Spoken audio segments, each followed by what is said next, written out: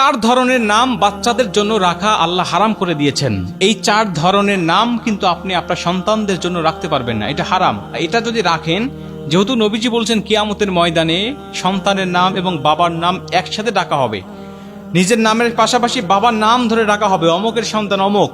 অতএব নামটা যদি সুন্দর হয়, নামটা যদি অর্থবোধক হয়, নামটা যদি আল্লাহর নামের সাথে যদি রিলেটিভ হয়, যেটা আল্লাহ নবী পছন্দ করতেন, আল্লাহ পছন্দ করতেন, তাহলে কিয়ামতের ময়দানে এই সুন্দর নাম ধরে যখন আপনাকে ডাকা হবে, আপনার সন্তানকে ডাকা হবে, তখন কিন্তু অবশ্যই আপনার ভালো লাগবে।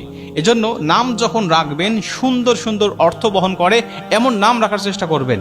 রাসূল সাল্লাল্লাহু আলাইহি ওয়াসাল্লাম বলতেন যে সবচেয়ে দুইটা নাম বেশি প্রিয়, এক নম্বর হলো আব্দুর রহমান, আরেকটা হলো আব্দুল্লাহ।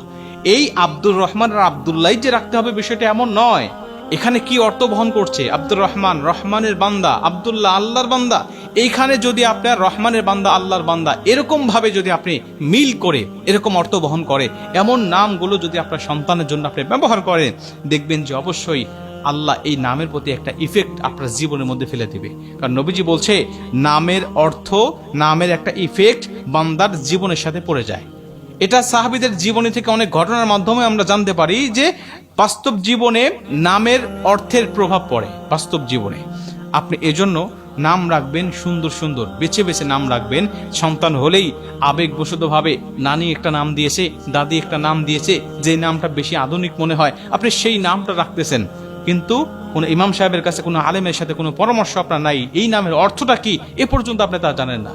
বিধায় 10 বছর 20 বছর বয়স হয়ে যাওয়ার পরে ওই নামটা আবার পুনরায় রাখতে হয়, রিপিট করতে হয়।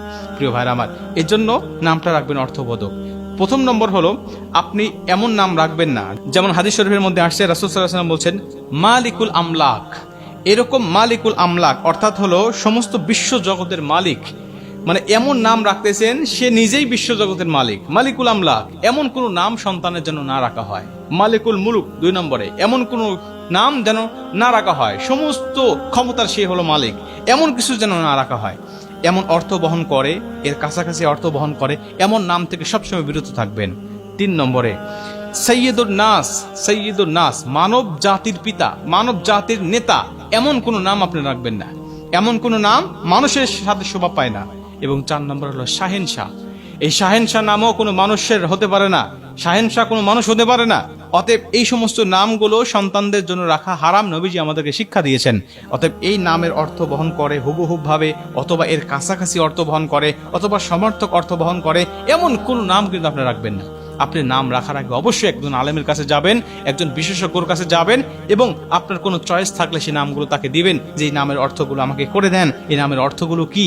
দেখবেন যদি ভালো হয় তবে রাখবেন। আর যদি আপনার কোনো চয়েস না থাকে আলেমকে বলবেন আমার নাম অমুক, আমার স্ত্রীর নাম অমুক, একটু মিল করে একটু সুন্দর রেখে আপনি একটা নাম দিয়ে দেন। যদিও আমরা অনেকেই বলি ছেলে হলে মায়ের সাথে, মেয়ে হলে বাবার নামের সাথে মিল করে রাখতে হয়, কিন্তু বিষয়টি এমন নয়। কিন্তু আপনি যদি রাখতে চান রাখতে পারেন, কোনো সমস্যা নাই।